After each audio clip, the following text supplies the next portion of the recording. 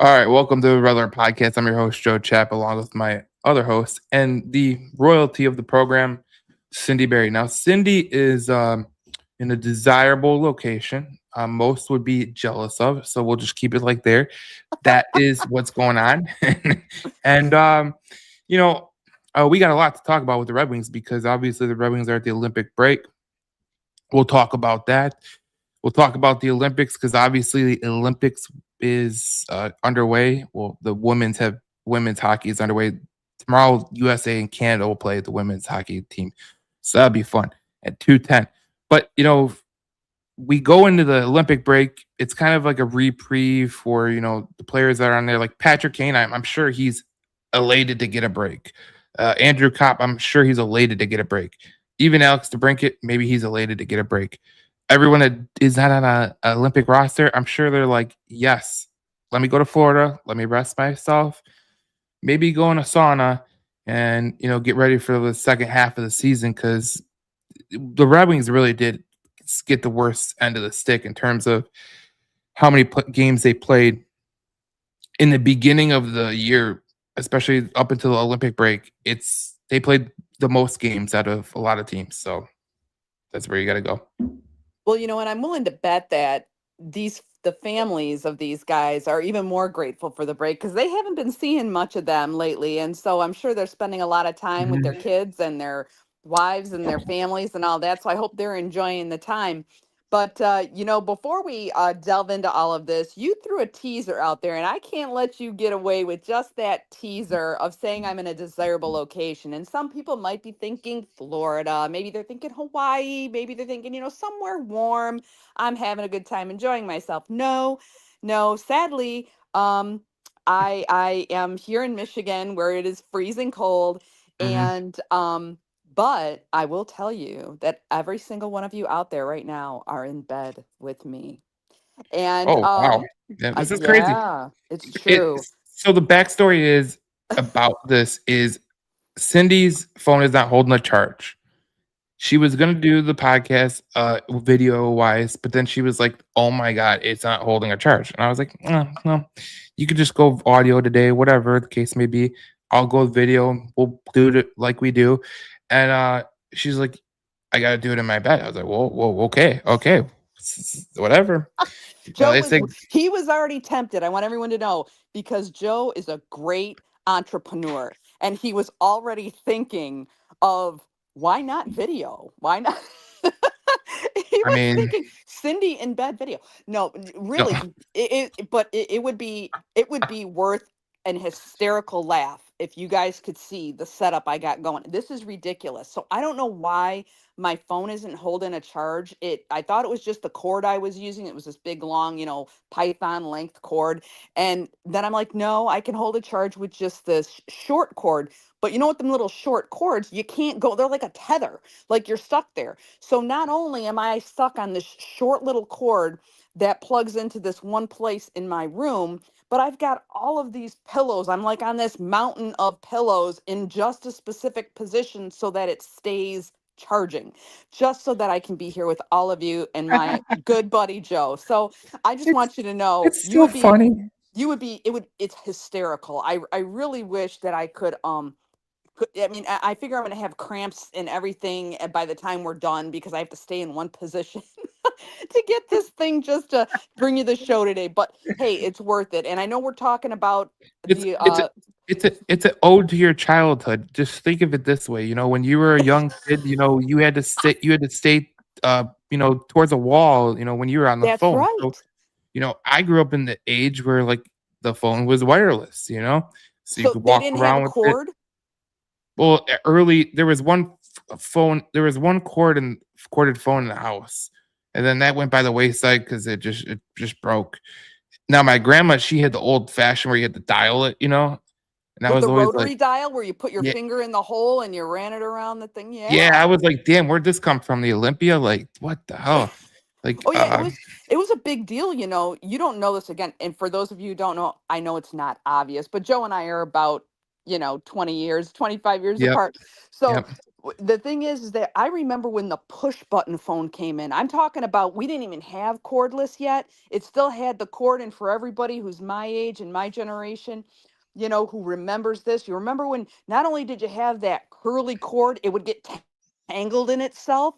So not only were you stuck to the phone, you had this cord that would tangle around itself and get like meshed together, and you were really stuck. And then there you were talking on the phone, and you spent all your time unraveling it and raveling it around your finger, right, as you're paying a $300 phone bill to talk to your boyfriend who or girlfriend who lives 45 miles away.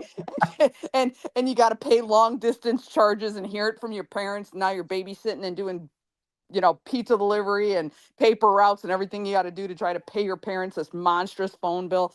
But anyway, I regress. It was a little trip down amnesia lane there for everybody who's my age hanging out. And I know you all know exactly what I'm talking about. Anyway, you're right, Joe. I'll cop to that. I very much am like that right now, except for back in the day. That's when you'd be sitting up against a wall in the hallway or in your kitchen or wherever in Nah, the yeah, yeah, bathroom, as far as the cord would stretch so nobody could hear you saying the yeah, stupid crap you say yeah. when you're, a teenager and preteen Well, or whatever, right? just think of it this way. You're like reviewing a goal. You're stuck to the wire. I never understood why they still have a wired phone to check for goals. Must be like a originality thing, but that's where Cindy is right now. She's stuck to That's a phone because it's trying to charge, and iPhones are a just little like bit the old murky. days. So, yep, she had to call down to the box office, do all that type of stuff. So, it is going to be a hell of a show. And look, at the Olympic break, Cindy, the Red Wings are in third place in the Yeah, Atlantic Division. They've played 58 games. Okay, There's only uh, five teams that have played 58 or more games. Okay, so to put that in perspective, there's two teams that are in playoff position. They are top 10 in the league: Minnesota Wild and the Detroit Red Wings. And you look at those two teams, they played 58 games. They played a large portion of their schedule. They're going to get a easier schedule in the back end in terms of not many congested games.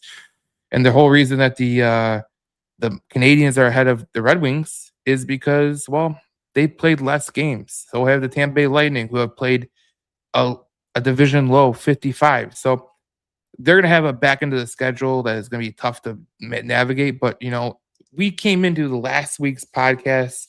We were talking about that tough stretch they had coming up with the Kings and the Capitals and the Avalanche twice, and then the Mammoth. And they lost 4 out of 5. But, the way I look at it, Cindy, I'll be completely honest with you. They needed this Olympic break. They needed it so badly because you watched them against Colorado. I think everybody watched them against Colorado. They looked slow. They looked lethargic. They looked like someone that just went to work after the Super Bowl. Like, kind of like, I'm just here to, not the Super get Bowl fired. hangover. Yeah, that's kind of what they played so many games. Yeah. They played so many back to backs. We talked about it. Like, it looked like they were a little bit struggling. So the break hits them at a great time, in my opinion. Yeah, I think so. And the thing of it is that the Red Wings have kind of been behind the eight ball in terms of scheduling all season, really. And uh, the the fact that we've always had contenders with games in hand has been something that's been on everybody's mind. Certainly, I mean, we knew that eventually it would come where we would lose that top, one of those top spots, and we're still there. We're still in third, but we're in a position where um, when they come back after the Olympic break, every one of those games, because there's fewer of them, and the position that everybody is in, are going to count even more. So I hope that they've taken the opportunity to get rested because every one of these games is going to be worth even more. And I'm grateful that they've banked the points that they have because they're going to have to, they're dipping into that bank now and it's going to be even more so. So um, they're going to have to really, I would say buckle down, but they're going to have to just be very, and I'm sure they are very aware that every game is really going to count after this break and just maybe hope for a little bit of luck that some of these teams that have been on heaters cool off. Maybe the Olympic break, they talked about some of the um, psychological or emotional impacts on play after that break. We saw it after the Four Nations tournament last year. That the Red Wings were really affected by that. Let's hope that some of our, the top contenders will face similar circumstances when we get back there, and we can take advantage of that. Yeah, it's interesting because the Red Wings played in the first half of the season. They played 10 back-to-backs, which is they went 6-4 in that realm. But it seemed like they were trying to come back from those back-to-backs suck, and the point percentage they got in those games, which was actually pretty good because they did a really good job. They were top 10 in terms of 600 point percentage. But they're gonna have an easier time this time around where they're gonna only have one back-to-back after the Olympic break, and it's good for them, to get some rest. I think that's what they really needed. And when you look at the team overall, like, when we're talking about the guys that are really driving the bus, DeBrincat's going to get a time off. Andrew Kopp and Patrick Kane and Van Riemsdyk and Emmett Finney and JT Compher and Axel Sandin Pellikka, all top 10 points for the Detroit Red Wings. They're going to get time off. John Gibson's going to get time off, which is great because, he's an older goaltender. Cam Talbot's going to get some time off. So it's good for the Red Wings. I mean, they only have 3 guys going to the Olympics. Hopefully no one gets hurt. That's knocking on wood. Fingers crossed, big time. It seemed like Larkin got hurt at the Four Nations, but I think this team that we have here in Detroit is a little more deeper than last year's team by a lot. So hopefully people stay healthy, especially Seider and Raymond and Larkin. Those are 3 guys that you really don't want to miss in your lineup for sure. So I think every team that has guys over there is hoping, please just stay healthy. Like if you're an Edmonton Oilers fan, you're like, we can't lose Connor McDavid. We can't lose Leon Draisaitl. Those are our 2 guys. And that's kind of what the whole league is probably doing. They're probably like, oh, please, no injuries. No injuries.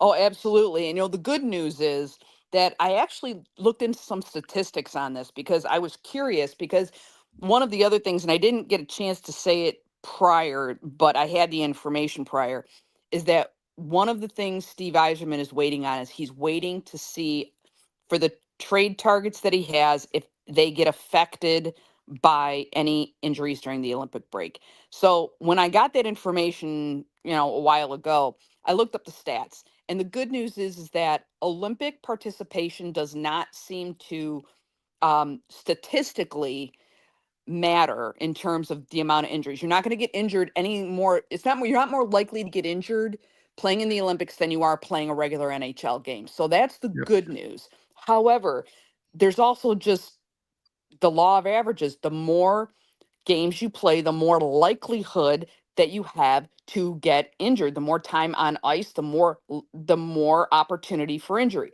So you've got that.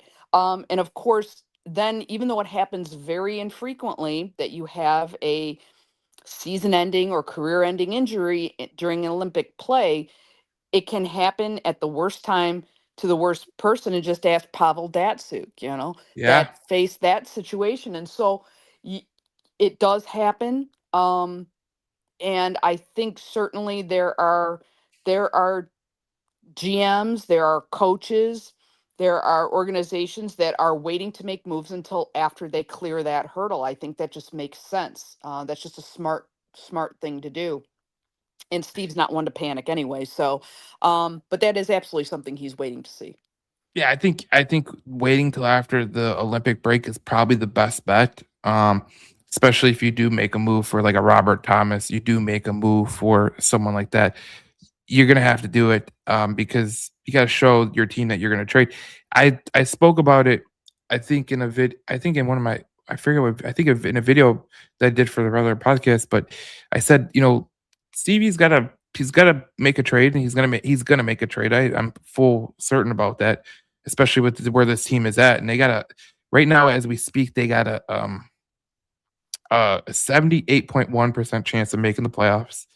So that's great. They have they're right there. So they're right there in the thick of things. So I'm not really worried about them. I think that they're going to be fine. It's when you look at these other teams like Buffalo and Boston, like they're going to have to do what Detroit did last year, where they're going to have to come back in the final half and try to make up some ground. And a lot of times when you get to the March, it's just like it's a it's it's hard to make up points in March. I think that's what a lot of people don't understand. I think that's why the Red Wings were in a bad situation, and we talked about in this podcast for the last 2 years. When you try to earn points in March, you are going to put yourself behind the eight ball. Like it's very, very hard to earn the points in March. Everyone's trying to get to the playoffs. Even if you're not trying to get to the playoffs, you're trying to not lose your job. Like, players are playing for another contract. Like that's how this league works. So you get to March, that's when the real hockey starts, in my opinion. I think so. And in fact, I've seen that comment on a lot of our posts from our regular commenters, subscribers, and all of that, which, by the way, another shameless plug, guys. If you haven't liked, subscribed, or commented, please do so. Please, you don't want to miss any of this great content that we're going to have coming up here after we come out of the Olympic break. And that's when a lot of the more rumors start flying, and you want to be able to catch those. So the thing is that a lot of people have commented when we said, hey, they just got to, let's get through December with a better percentage than we have in the past, and they were saying March, March, March, Yeah. and they're right, because it can really especially if you're on the cusp, right? If you're like on the bubble, March can just be devastating, or chances are, like you said, as difficult as it is to make up points in March, because the teams that are there are trying to stay there, and the ones that are on the bubble are fighting for their playoff lives, and Hmm. so you've got a lot of desperation there. Now, the good news about that is the guys and the teams that have been playing tough all year, that have been playing consistently, and here's where we're going to keep talking about it. Consistency is the key, because of all those dynamics you talked about, just the emotional roller coasters, the anxiety about making playoffs, getting jobs, securing contracts, having somewhere to go next season, all that stuff that starts hitting in March. Um, You've got to be able to rely on your consistent systems that are working, and you've got to consistently implement them, because it's really easy to be tempted to go off the reservation and get desperate. And you've got to be able to rely on the systems you've been doing, what's been working, and you've got to maintain that consistency. Because you're going to see a lot of crazy stuff. They call it, like silly season for a reason, right? Like it's going to get silly, it's going to get crazy. So consistency, and that is why I am they say it's a 78% chance to make the playoffs. I'm going to say they're in the 90% range, because if what I have seen from the Red Wings this season, and if you disagree with me, Joe, tell me, and if anybody you guys disagree, put it in the comments. But what we've seen from the Red Wings that is the most encouraging is the consistency, much more consistent play. Are there areas to be made up? Of course, but much more consistent play, Joe. Yeah, it's been more consistent. I think that they've been doing a damn good job of just trying to keep themselves on the right track. And Todd came in, he did a great job at instilling the culture in terms of when he came in, what he came into last year. And I thought it'd be difficult for him to come in here and get to the playoffs. That's what I thought.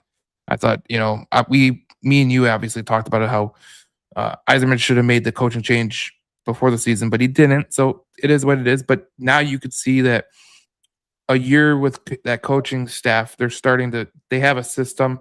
They play to that system. And when they don't play that system, Coach McClellan seems like he's very upset. So yeah. That's right, and he has no problem saying it. He has, I that's what mean, that's what they needed. Because if you think about it, like with Blashill and with Lalone. Now, Blashill with the Blackhawks, he seems a little bit different in terms of the way he approaches things. He still seems like a wise ass, but that's besides me. But Lalone, I mean, the Maple Leafs are ass this year, so it just goes to show you that nothing's changed. you know why? Because here's the thing. And I'm not going to say anything bad about either of those two guys. I knew them both, met them both very, very nice guys. I'm sure they're great not in NHL. Okay, Right, right, they right. they don't belong. They just aren't a fit for that. They're probably brilliant in other leagues or whatever. But the thing is, when you get to this level of competition and this level of professional play, and I can say this coming from my arena, that's my point of reference. Okay, um, there is no room for excuses. And both of those guys offered a lot of excuses. Both those former coaches. We were in a rebuild. We just don't have the talent, or we just don't have this, or some, there was always everything and anything else other than holding accountable the players that are on the ice. And Hmm. Lalonde is the exact, or excuse me, McClellan is the exact opposite of that. I Yep. have not heard him give any excuses. It's No. always, no, we didn't execute. No, they didn't. Those, I came and did my job.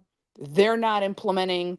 Um, it's on them. And Yep. he's held them accountable. So I think it's the accountability factor is what I see very different um, with McClellan than I did with either Lalone or Blashill.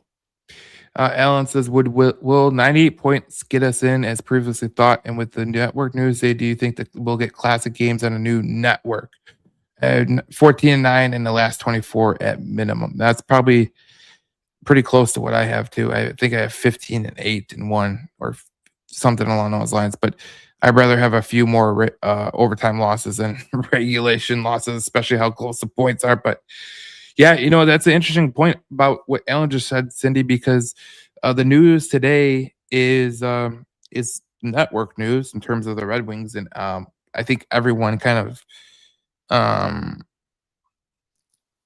well, everyone said, okay, like how is this going to work? Because obviously FanDuel is going through some big issues. They can't pay teams. Tigers were the one that had to make a deal, and they didn't. They said no, we're going to go to another device because the RSNs are breaking up in the Main Street, which is the parent company of FanDuel Sports Network. They can't pay these teams, and it's been a big issue in baseball for the teams in terms of revenue and everything. But when you look at this, so this came out today from various from straight from the Red Wings. It said that the Detroit Tigers and Red Wings have announced a new broadcast partnership with Major League Baseball. The deal starts with the Tigers in 2026 and then the Red Wings in 2026-27. Agreement is described as a first of its kind arrangement where MLB will help provide broadcast support for both teams' games, aiming to keep coverage widely accessible across their home TV territory. The play-by-play of Jason Benetti, all those guys for the Tigers will stay the same. Mickey Redmond, Ken Daniels will stay the same. And they're gonna continue to be able to watch games within Michigan using existing options like cable, satellite, or streaming. And the specifics on channels and subscriptions will be released later. I hope they do this the right way. If obviously if you're not aware of this, like I know maybe Cindy's not aware of this, but Major League Baseball operates the production for the NHL network. So there's a little bit of backstory. And the Tigers, I mean, if you're going to lean on someone to help you with production and in terms of the negotiating contracts and all that stuff, maybe Major League Baseball is a good way to do it because they currently do not have a system in play where they could go right to another like TV station in Detroit. You know what I'm saying? I think that's what they're trying to work out with the channels and all that stuff. Do they buy FanDuel? Say, just give us 32 and we'll take it. Um, I think there needed to be an update with the way FanDuel does things. It's kind of ridiculous, but that's another story for another day. But hopefully everything stays the same. Obviously, Ken Daniels and Mickey Redmond will stay the same. So it's a little bit interesting with that whole shift in the coverage, and hopefully they have a better app than FanDuel has because FanDuel was absolutely just disaster to be honest. Well, whatever they do, I hope that they make it more accessible. Yeah. The biggest mistake that the Detroit Red Wings can make, or any of these leagues or sports teams, the biggest mistake that they can make is thinking short term and saying, well, we're going to charge everybody for access to our broadcast. Um, That I think is it's really a huge mistake, because when you start making it less and less accessible, what happens is you take your fan base and shrink it. And it's Yep. very hard to grow it. In fact, you might shrink it because you're limiting the number of people that can become engaged with your product. So it's just a stupid business move, first off. And I want to see this league grow. And all we keep hearing about is how hockey is still the fourth, of the big four sports. It's still fourth. It hasn't moved up. And why is that? And they keep trying all this goofy stuff to try to engage different, let's say, groups of people. Okay. And it's caused other problems. Well, you're going the wrong direction. Okay. We want people to learn to love the sport the way we love it. And I'm a late bloomer when it comes to being a hockey fan. I have only even known much about hockey in like the last 6 or 7 years, right? So I was a late comer to the party. But now it's like I'm in withdrawal right now, because I mean, yeah, you can watch the Olympics and stuff, but it's not the same. So I'm in Yeah. NHL withdrawal right now. I'm like a junkie. I'm like, I need a fix, and I can't wait for the Olympic break to be over. I mean, it's great when USA is playing, but they played all these goofy times too, because Yeah. of where they're at over there in In Milan and all Italy. that, Hey, wait, hold up. right? They're in your heritage, so you better be nice. I know now. We're from Naples, okay? So yeah, I'm an Italian, as you know. We talk about all the time. Yeah, we're from a little farther south, but Milan is I hear beautiful. I'm going to Europe later this year, so I'll be in Italy later this year. But hopefully I'll be able to get a chance to stop by and see the Olympic area there in Milan. But yeah, it's like we want to be able to bring people in their 30s, 40s, maybe some demographics that don't normally watch hockey, the suburban housewives or whomever. Not that I was that, but I tried. I made it a valiant effort, but I can tell you I'm a terrible housewife. I really my husband is a much better house husband than I ever have been a housewife. I will tell you that. Man, oh man. Um, he cleans better than me. He cooks most things almost as well as I do. So I mean, he's just fabulous and unavailable, ladies and gentlemen. He's taken, but but anyway, the point is that you want to grow the sport so that you can attract the talent from around the world. I mean, we still do, because everybody acknowledges the NHL is really the holy ground, and you want to get to the NHL, right? But if you want that to continue for the foreseeable future, you have got to continue to grow your fan base, because your fan base is going to start to die off. So And, you've got and to continue to keep people engaged. and Nick mentioned that in the comments. He says Yeah, people start to lose interest because of limiting the ability to watch games. And he that's says, right. as usual, Illich is showing his greed. It's not about Illich showing his greed. It's about the network that they're on currently, FanDuel Sports Network, but it's really Main Street Sports. I've done a bunch of research into this because it affects baseball, and I did a whole thing on it on the Michigan Sports Central podcast. But basically, the way it breaks down is like it's a failing network. They can't pay the teams right, so they're not paying teams rights for Tigers, or if you're in the Kansas City Royals market, they're not paying the Royals, the Brewers, the Braves. Like all these teams are really getting screwed by Main Street Sports because they've been trying to do some deals with like the Zone. They've been trying to do deals with certain to try to keep alive, basically, and they're basically a dead end entity, anyways. Like they're that's why the Red Wings employ Redmond and they employ Ken Daniels, and that's why the Tigers employ Benetti and Dan Dickerson and all the guys that are on TV because they couldn't. The FanDuel Sports Network could not pay those guys. So that's the issue that you had. That's why they're changing it. The Stars changed from FanDuel South or Texas or whatever, and now they're on a different network. Before the Coyotes moved, they had to go to a different network. Tampa Bay Lightning are the same way. Like, who knows what they do? But this whole situation is it's bananas. Like the RSN networks are completely dying across the board, and it'll be interesting because the NFL is the only one that doesn't need RSNs.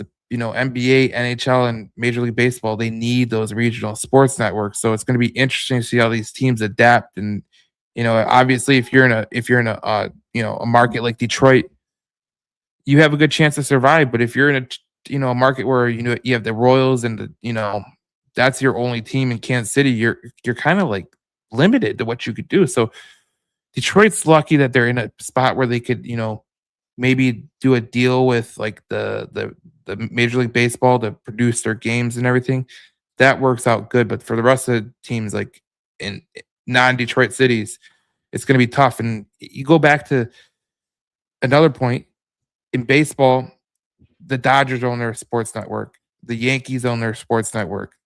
All these Major League Baseball teams that spend a lot of money own their own network. So it just goes to show you like the dynamics in sports is changing, and the financials aren't financing. So it's been it's a little rough right now, and it's gonna hopefully no one gets affected by it, no one loses fans. That's the main thing, and that's what these teams have to really put into connection, is like we have to make sure these fans can get the game wherever they are, like whether it's on cable, satellite, streaming. There's a lot of people that stream. I know as a YouTube TV guy, that's what I have. We don't get FanDuel.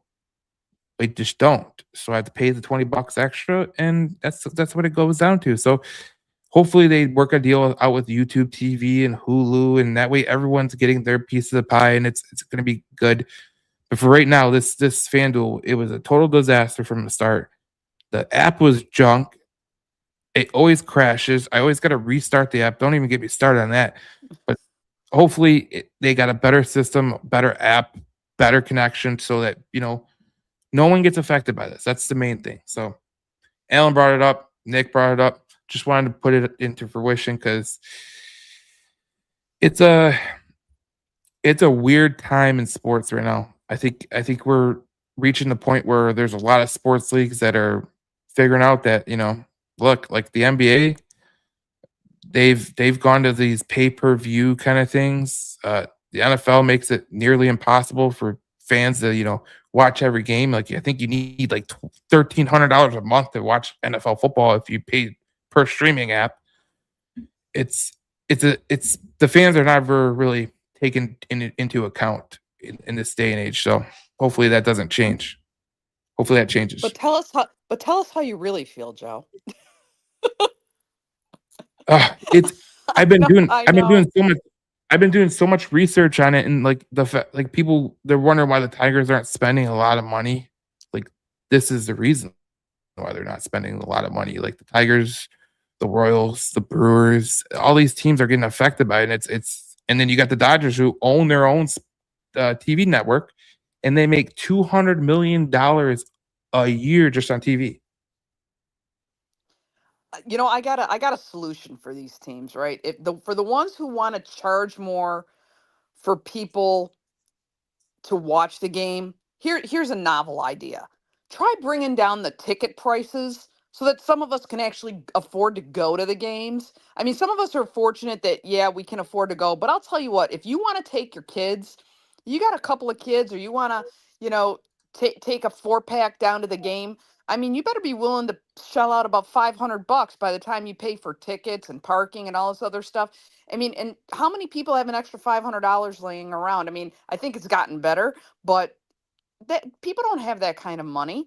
And you really want to engage your fan base. You really want to, at the end of the day, look long term. That's all I'm saying, Joe, is that some of these teams, I understand it's a business. I've been in business my whole life. I completely get it. The math has to math, right? Like you were saying, like the money's got to make sense.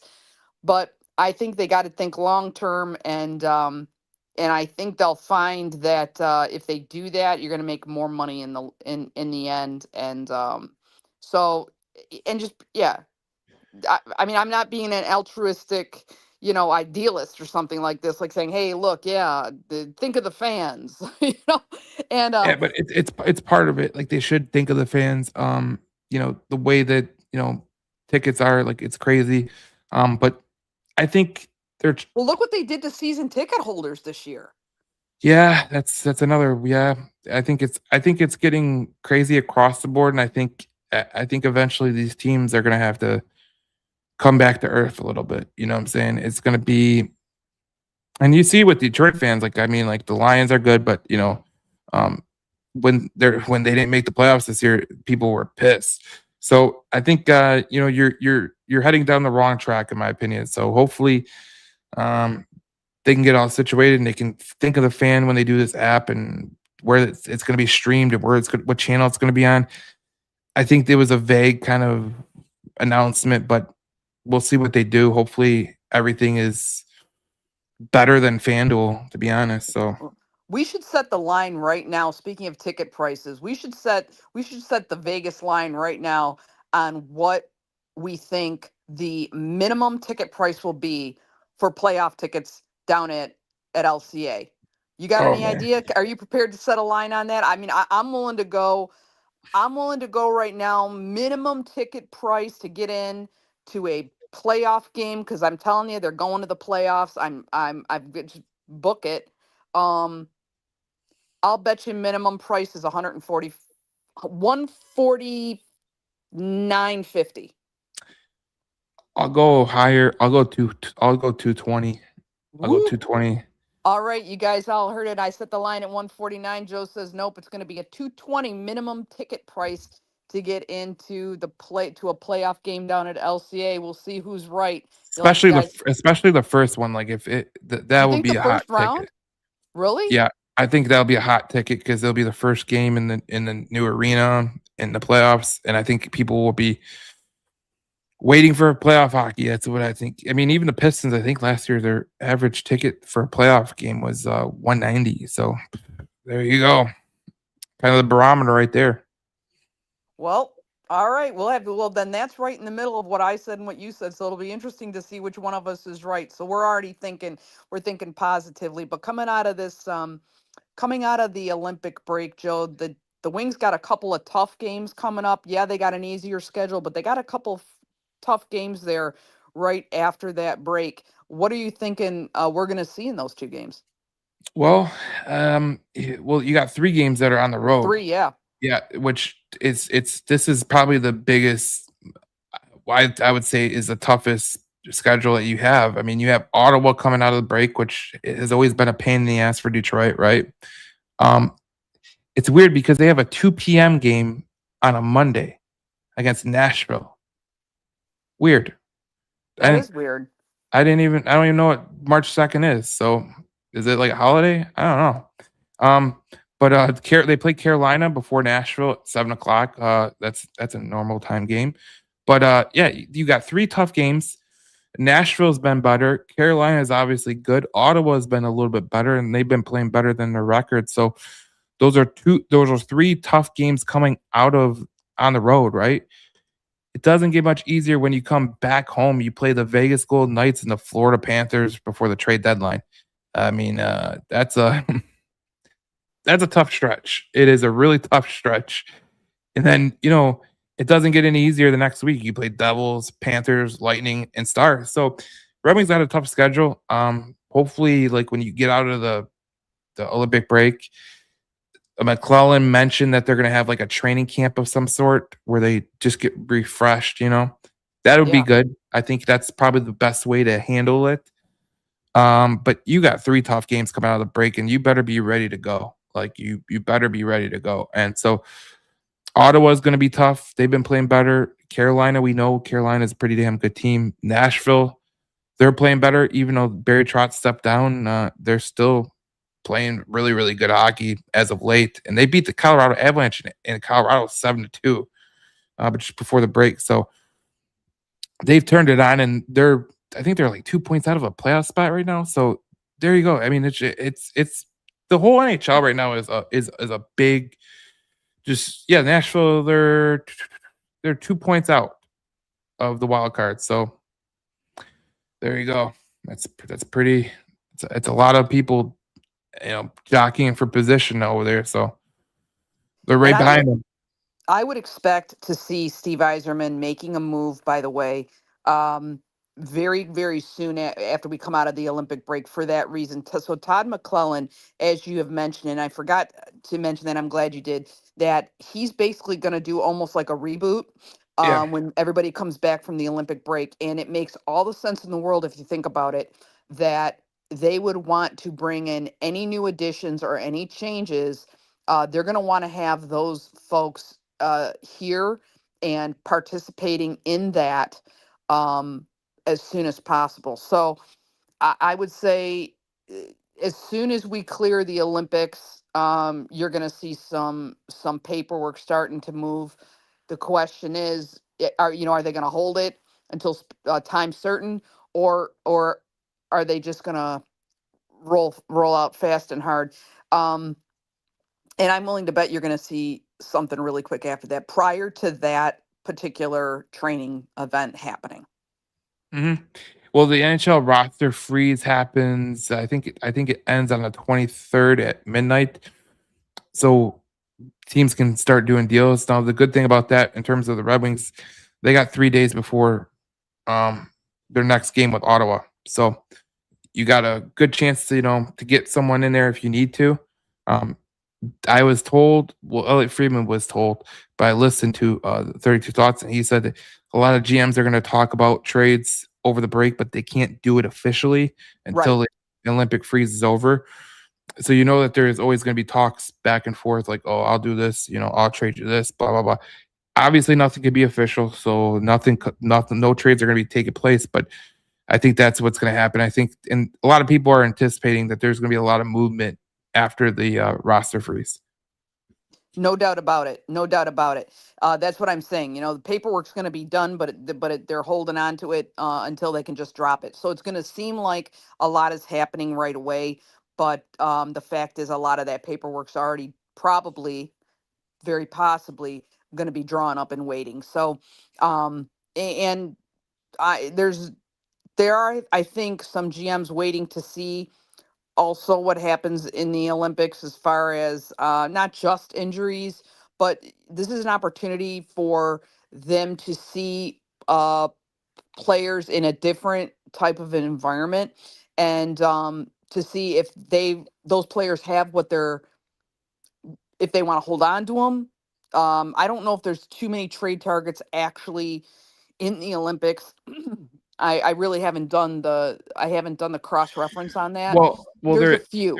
there is, Yeah. like we hear, Colton Parayko from the Blues could potentially be available. He's playing for Canada. Rasmus Ristolainen from the Philadelphia Flyers is playing for Finland.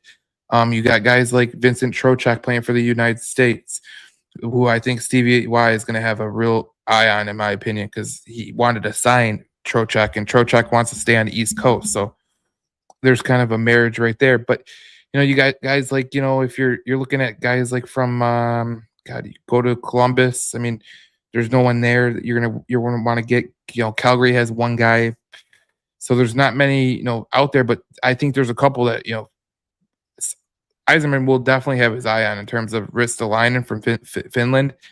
I think he could have his eye on maybe Trocheck. Obviously, there's guys from that's basically it. Basically, I mean, there's not many guys in selling position that are on rosters across the NHL. So Right.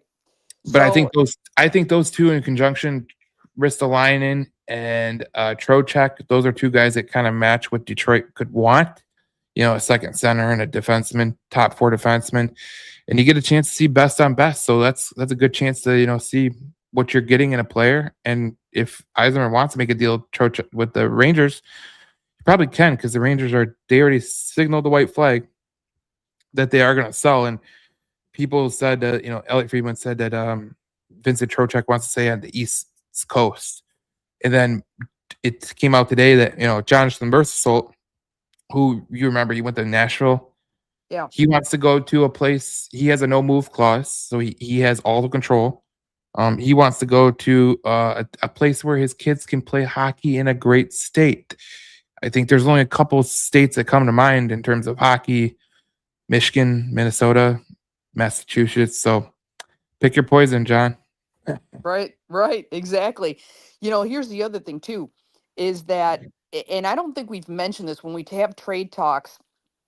I don't think we've mentioned this, but sometimes the other thing that these guys are looking for, when you see teams sign players that, like, you're like, that doesn't make any sense, or I didn't see that coming, or I don't know what they're doing there. Sometimes teams will sign players just to keep other teams from getting them. Hmm. It's not that they necessarily want to play them, or sometimes you'll see guys and then they kind of hang out on, they aren't either aren't on the roster, or something like that.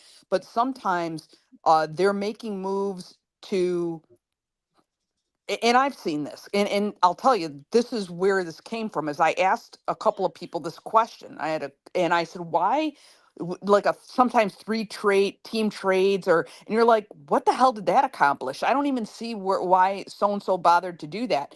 And it was just so that it would take a particular player out of out away from somebody else. Not that you wanted them, but you can't have your opponents get them, because yeah, they would have been very beneficial to them, even though they're not necessarily beneficial to you. So the benefit is keeping those players out of the hands of other people. So whether that means moving them somewhere else, or whatever.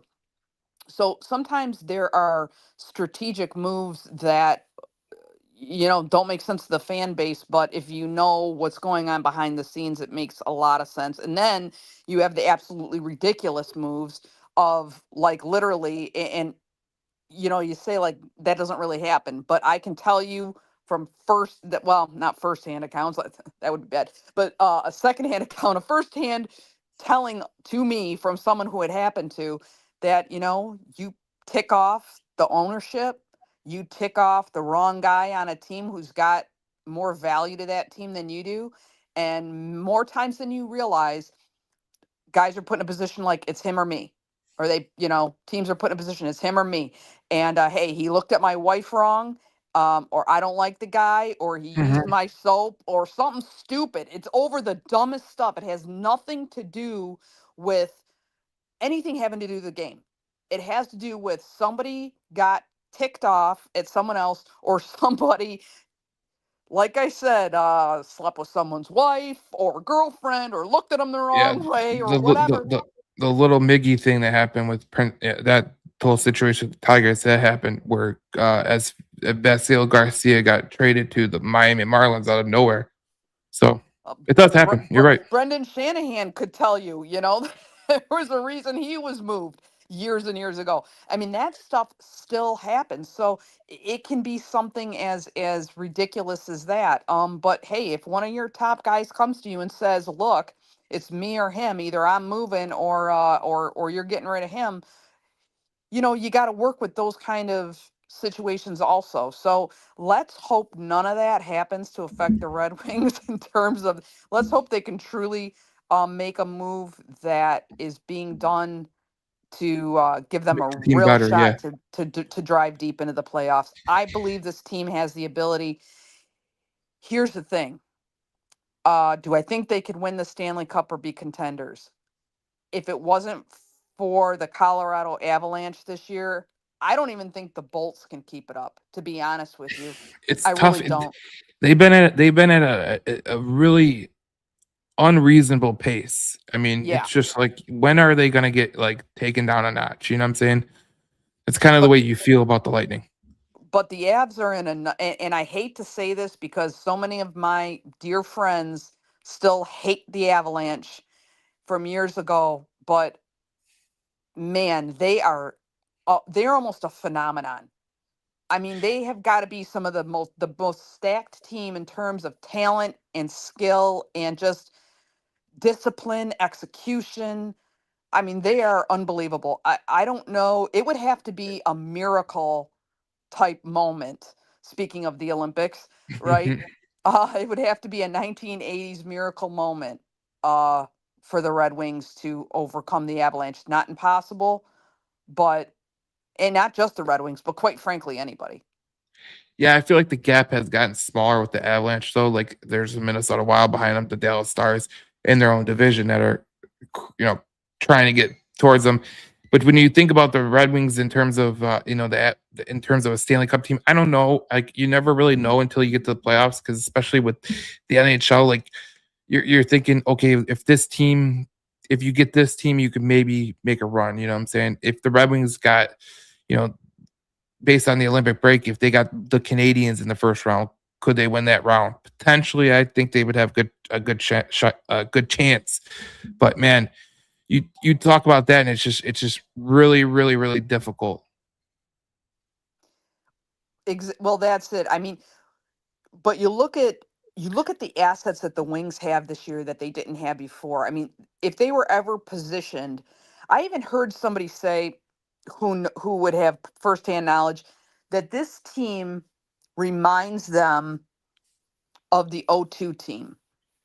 And that's some high praise there. And they see a lot of similarities between them. The synergy that DeBrincat and Kane have, that type of synergy, they compared to 2002. You look at some of the, the really hot talent, the young talent, that young energy, but you've also got that mix of veterans as well, and who've been around the league quite a bit. They see potential for a 2002 Red Wing team, and again, I consider that really wow. Outlandish.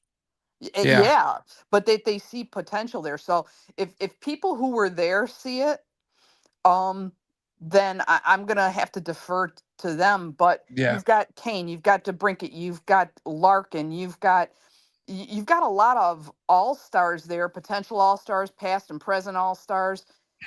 You got a lot of talent, and then you've added some of the ones that I think are potential Hall of Famers. I mean, Moritz Seider Yeah. has I mean, you people are comparing him to Nicholas Lindstrom.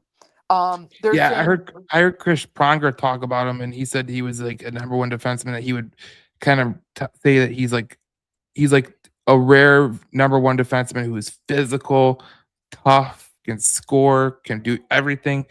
You know, he mentioned Quinn Hughes, who a lot of Red Wings fans wanted, and he's like, Cider's better. Like Cider is like he's your workhorse, and he was giving him a lot of praise, and I was like, that's great.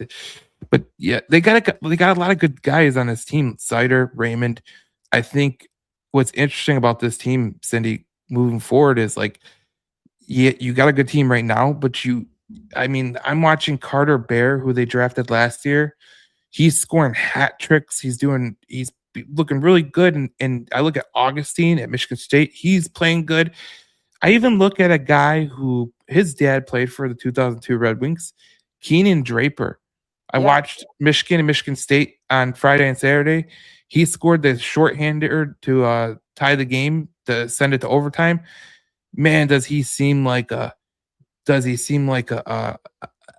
just a tip like off his dad, just like his dad, just a total grinder, makes things happen. It was so this I'm gonna do some videos about prospects and everything over the Olympic break, but yeah, like they got so much talent in the pool. It's crazy. They got a lot of guys that are ready to go. So they have so much. This team's loaded for bear, in my opinion. they really are, and I don't think people really appreciate sometimes. This isn't the flashiest team. They got flashes of that sometimes, but they're workhorses. They're solid. You got solid talent there. And I don't think you can say you really had that before. You had guys that maybe had peaks or, of, yeah, okay, that's great. But again, the lack of consistent talent. And this team is solidly talented. Um, Mhm. you know what I I mean? think I think it goes to say about what Eisenman has been able to do. Because I know a lot of people were out for him in terms of like last year at the trade deadline or whatever, but he's maintained his process. He's built a really good prospect pool. So if you do need to make trades, it doesn't really diminish it. I think he's done a really good job at that. I think he's done a really good job at stocking the team with talent. Like in terms of, I did a couple days ago, I ranked trades and acquisitions by teams since 2001. And the two names that came up for the Red Wings that I thought were fantastic moves by him were Alex DeBrincat, which is a great move, right?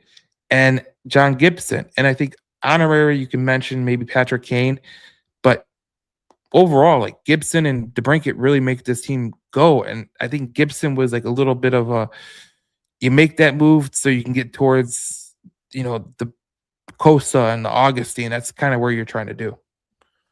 Yeah, and he knew he needed to bridge that gap. He just needed to find the right Goalie. the right guy to do it, right? At the And you time that somebody was available too. You always have to look at the available. and you don't want to do like Edmonton is doing right now. Okay. Edmonton is a Stanley Cup champion team. They have no goalie in their pipeline.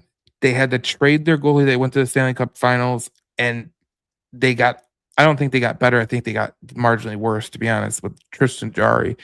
But it just goes to show you like there's a fine line that you have to go with. And, teams like Florida have the goaltending, Tampa Bay, goaltending, Vegas, goaltending, Colorado, goaltending. Like you look at all these teams that are really good consistently, it's goaltending, it's defense. And I think the Red Wings are building that up. And I think a guy like Kosa, Augustine, Pelika, Sider, Edmondson, those are guys you got to build off of. And I think when you got that stable ground, you'll be really good for the next, I think, decade, to be honest.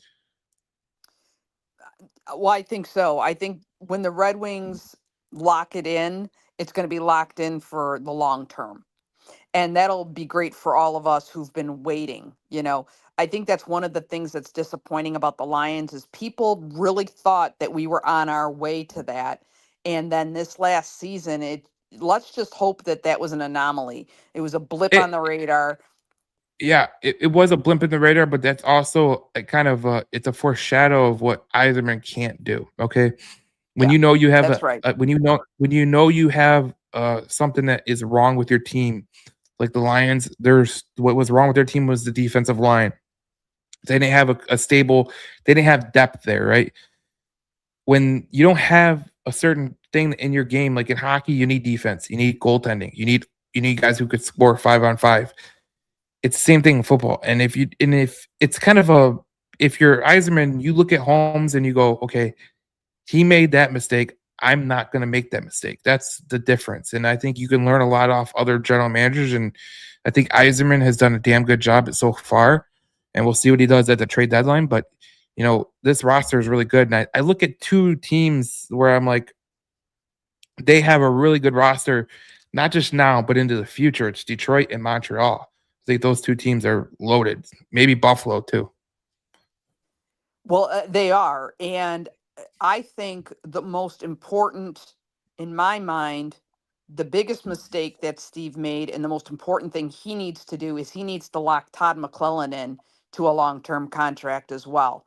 Because the biggest mistake he made was holding on to those head coaches much longer than he should have, who were failing. And now you've got a guy who's succeeding and showing how it's done, and you need to lock that guy in. He has been the game changer. I will say it. Nothing's going to convince me otherwise. And he is as important as any player that they ice. So he locks in Todd McClellan. They're going to refine that system that he's already started to get to work. You're going to have long-term success. He's already locked in a couple of his key players for long-term contracts. He does that on one or two more key positions, probably goaltender being the next one. He locks in some a couple more solid positions, and we're going to be good to go. But he's got to lock Todd McClellan down, because if he loses him, it's not really going to matter. Yeah, and I think John Cooper did a podcast with Elliot Friedman. He did an interview before obviously he's going to be coaching Canada, and he said something I noted it down in my phone. He said when he was working with Stevie Y, he said those were the days where, as a coach, if you had his 100% belief, right, you knew that you were good to go and you had the full support of Stevie Y. And he goes, that made me a better coach. I think for Todd McClellan, having the support of Yzerman, I think Yzerman will get the deal done with McClellan. Obviously, I think this is where McClellan wants to be. And look, McClellan's never been in a spot where Detroit's at right now, where you're not a team that's winding down. You're a team that's on the come up. So that's the difference right there. So Yzerman's done it before. Like Cooper said in that interview, he said, Stevie Y did a hell of a job getting guys like Point and Kucherov and guys that he pretty much built the reason why the Lightning are where they are right now is because of Stevie Y. So he did a great job of that, and then I'm interested to see what Stevie Y does at the trade deadline for the Red Wings this year. It's gonna even if he makes a subtle move. I mean, no one thought that Brandon Hagel was this big move for the Lightning. That was what Brisebois did, and that was a huge move. He's been huge for the Lightning. So just subtle moves like that can really move the needle. You know what I'm saying? So that's where we're at. And in transferring, going on about this Olympics, obviously the Olympics are gonna come here, and we have Larkin for Team USA, Seider for Germany, Raymond for Sweden. I wonder if Seider has ever been to Frankenmuth. To be honest, I always wonder that. I wonder. He would probably laugh hysterically at what we're trying to do there. He's like, I don't know. Maybe he would say it's good. It's perfect. Who knows? I would love this. They should, if I'm a Red Wings production person, let's do a day with Seider in Frankenmuth. I think that'd be freaking phenomenal. But that's beside me. Great idea. Great idea, Joe. But the Olympics bring up so many memories. I think you have the memory of the 1980 Olympic team. I have memories of the United States had growing up. I think we've reached a point for the United States where they actually have a lot of talent, and there's a lot of guys from Michigan on there, like Kyle Connor from Chesterfield Township, yep. Connor Hellebuck from Waterford, Larkin from Waterford. There's so many dudes that are just great for the United States, and I think we're on a crash course for a Canada-U.S. gold medal game. Hopefully that stays the way it looks like, and hopefully we see that because that Four Nations with Canada and the United States was freaking phenomenal. So it's great. I think that's what everybody wants to see. So that will probably be one of the most watched events of the Olympic Games, period. And the story is going to be that, or if we, end up, I can't think of any other matchup that's going to be better than that. So let's hope for that, and let's hope everybody stays healthy. And if we can have another miracle moment with a gold medal for the USA, that's all I care about. Yeah, it's interesting because there is a political thing that just happened recently, just like the last hour about the Gordie Howe Bridge, how Trump is not happy with that. So maybe they play, maybe they do a bet. Like whoever wins the gold medal gets the bridge too. I think that'd be a pretty good one. There you go. Look at that, Joe. You've missed your calling. International diplomacy. I'll pass your name on to all the right people. Can you imagine if they're just playing this hockey game for a freaking bridge? Well, I say we send you there. We send you in there, Joe, and you'll just say, we're just gonna settle it over Michelob Ultra, okay? Yeah, we're gonna settle it. The winner gets a bunch of American beer or Canadian beer. But now you could say Canadian beer is American because Molson's did by Coors. So there you go. But it's the Canadians and the United States. I think they're on a crash course for a gold medal game. I think the Olympics are great from every perspective because best on best, right? And I just wish, the Olympics are not the same without Russia. They really aren't. So to the IHG or whatever the hell it's called, the Olympic Committee, bring back the Russians. I don't care about, maybe we could do diplomacy with them in Russia. Like if you lose the United States, you got to stop the Ukraine war. It's just stuff like that. I think that'd be great.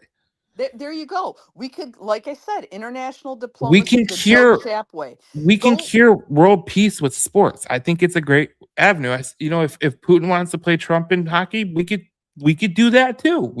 Carney and Trump, just do it. I think that'd be great. Get them on skates, put the pads on, and duke it out, man. I'm with you, Joe. Let's We'll lobby for that. Me and we'll you we'll teach right Matthew now. Kachuk. We'll have Matthew Kachuk teach Trump the ropes. Putin will get taught the ropes by Ovechkin. It'll be great. Just let's get it going. Maybe do a 3-on-3. There you go. Problem solved. Listen. The next Olympics is in the United States. So I think it's the Summer Olympics. But we can cure world peace. I mean, it'll be great. Just play for keeps. It's kind of like pink slips. Remember, you race people and you get their Race car. for pinks. Yeah, we could race. Now, Joe, I'm not that old. You're talking about the 60s, 50s. I'm not that old. Well, let's do pink slips for world peace. Bridges. Let's do it all. You know what it reminds me of? Now, you've seen the movie Spies Like Us. Now there's my era, right? The 80s. Everybody, children of the 80s. I was born in the 70s, but right, Spies Like Us. At the end of that movie, they show them they're playing like Risk, like they got a Risk board in front of them, and they're like all drinking, and they got everybody sitting on everybody's laps. The girls are drinking, and then they just, you've lost this area, and they, there you go. We'll just play a Risk game like that over it. Everybody having a good time.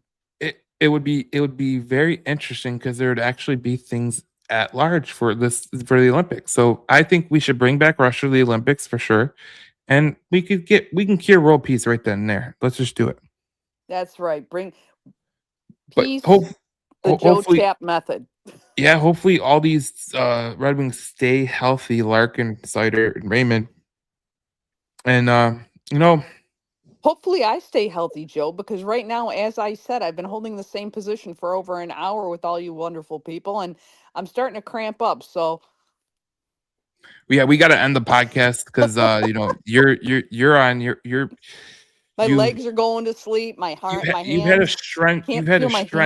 You've had a strenuous time doing the podcast, so that's where we'll end it on here.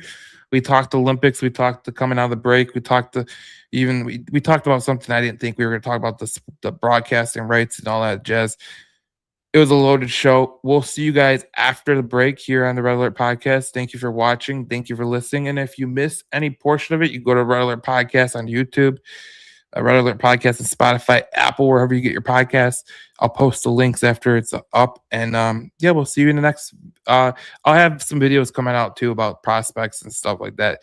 I think that'll be pretty fun to do that during the Olympic break. So stay tuned for that. All right. See you, Cindy. See you guys. We will see you in the next podcast, and have a good night.